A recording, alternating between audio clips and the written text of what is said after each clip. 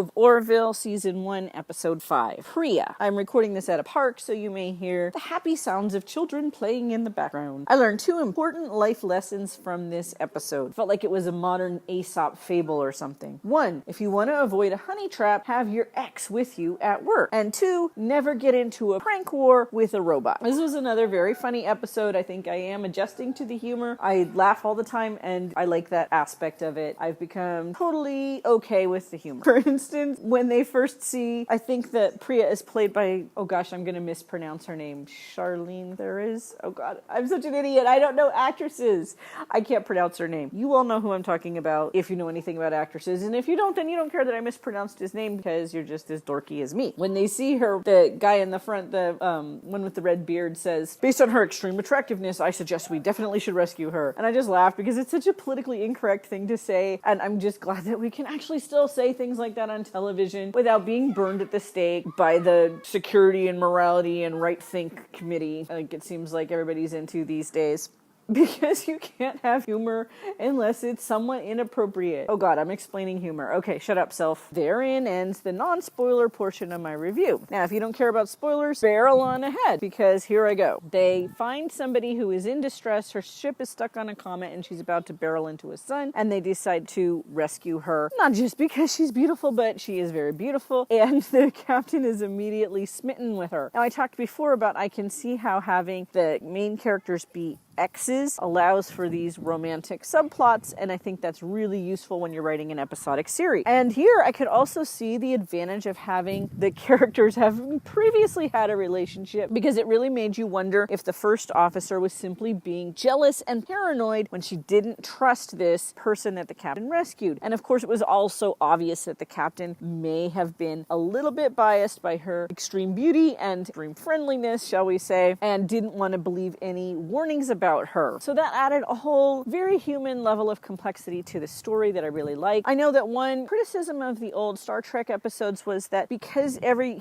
person on the cast was supposed to be perfect, or they weren't supposed to have interpersonal conflicts, it made it difficult to make these human interest stories. And I think that kind of sense of utopianism, that we're going to become like non-human in our perfection, is not good. I actually prefer this, although they did end up having a lot of human conflicts in all of the Treks, even the first series. But I really like this idea of we're still going to be just as stupid about our interpersonal relationships in the future, no matter what our technology. And that was especially relevant in this episode because, spoiler alert, there's time travel. There were 2 also really cool science fiction ideas that I love just seeing them on the screen, because that's what I love science fiction for. Yes, the human interest stories are awesome, but the human interest stories intermingled with like these cool sciencey scenarios. That's what I love about science fiction. They went into a dark matter storm and they showed it, and I don't know how hard or challenging those special effects were. It was just cool. I thought it was really cool, and I thought the whole concept of a dark matter storm, and that you had to do a certain thing in order to even see the dark matter, because of course in our current science we don't even know what dark matter is. It's just a catch-all term for something we don't even understand that seems to show up in math equations and in measurements, but we have no idea what's causing it. So it's very mysterious and very awesome. And of course science fiction is written in the questions about science that we have today. It's that space between what we know and what we don't know. That's where we set science fiction. That's what makes it fascinating. And that's also what helps push boundaries of science, because we're openly speculating in an imaginative way, not necessarily in a rigorous scientific way, but a just open speculation. So could you have a dark matter storm? Why not? And would it be really deadly if you couldn't even detect what you were going through? Yeah. So this person that they've saved now saves them from this dark matter storm, which seems to mean that she's really on their side, right? Except that because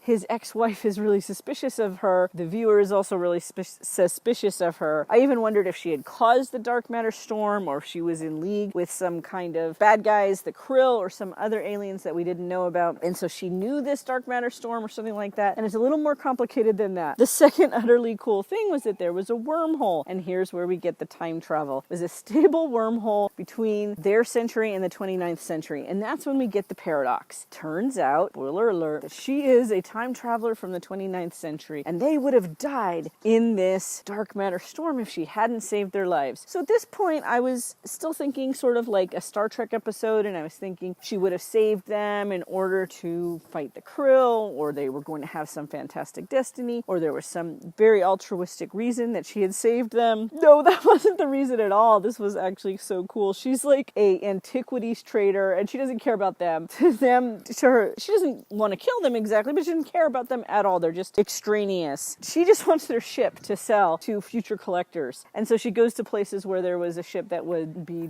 where everybody would be destroyed anyway. Not because she is, again, worried about the people on board, but because she needs to take something that won't destroy the timeline. Meanwhile, along with this is a subplot, which doesn't take up too much space, but does end up being somewhat important to the plot. I guess it's sort of a sideline the whole time, but it's also very funny, which is a story about what makes pranks funny. And so they're trying to teach the robot to do pranks, which just, I have to say, seemed like a really bad idea right from the start. It was hilarious. It was also interesting meta commentary on why do we find some things funny and why do we not find other things funny. No direct relevance to the A-line story, to the first storyline, but a very interesting side commentary in and of itself on human nature. Now, with the solution to the entire thing, you get into the problem that I always have with time travel plots is that it's a paradox. It didn't quite make sense. I don't understand. Wouldn't that erase their existence? Why would it only erase her existence? Or did it erase her existence? Or might she show up again in a future episode if they can convince the actress to do another guest spot? Why not? Those time travel plots always are a little bit strange, and I honestly don't like time travel for this reason in most stories. I only like time travel when the point of the time travel is actually not the time travel paradox itself. I actually just finished reading another science fiction book that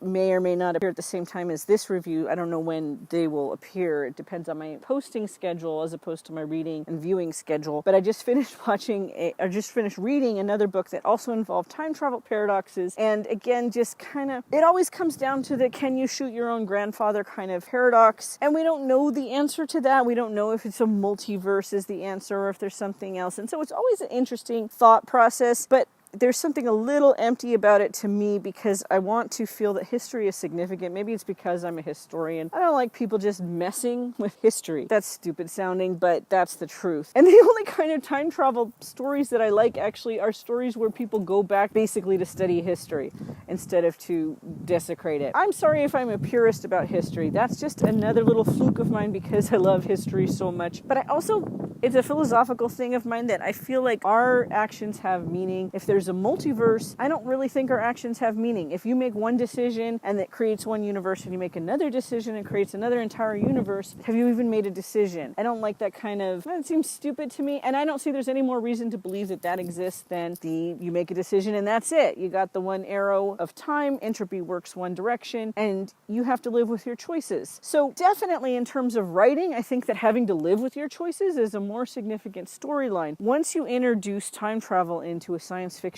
universe, you kind of destroy that universe. And just look at the Star Trek series with the movies. On the one hand, I like the fact that J.J. Abrams did the respect to Star Trek to say, this is a completely different timeline. On the other hand, and I may complain about this more than once because it's an ongoing issue I have with the J.J. Abrams movies, as much as I like them overall and I enjoyed the adventure and the space battle part, it makes zero sense that Kirk, Spock, and McCoy would be the people they are in a completely different universe where Vulcan is destroyed. So stupid. That's just not how humans work, not how history works, it's not how personality works, and I think it's just a convenient thing that the writer has done for plot, like, oh, what if this? Yeah, but then your person would be an entirely different person, your entire universe would be different. So I think you have to be very careful when you have a science fiction universe and you introduce time travel because you can make everything seem meaningless. It's almost as bad as introducing, and then they woke up and saw that it had all been a dream.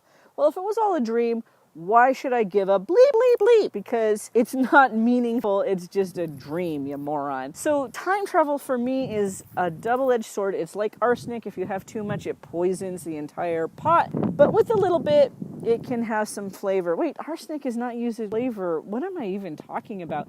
That's a terrible analogy. But hopefully, I can't think of a better analogy. Sorry. You'll have to fill in with a better analogy than that. Let me know in the comments what a better analogy would be. My point is that a little bit of time travel is fun, too much, and you ruin the whole series. But overall, nonetheless, I loved this episode. I loved her outfits. I loved the jealousy between the two women over the captain. And did you see that outfit that the first officer showed up in at the cocktail party? Holy moly, that is the kind of outfit you wear to the wedding of your ex-boyfriend. And that's all I have to say for now. Tara out.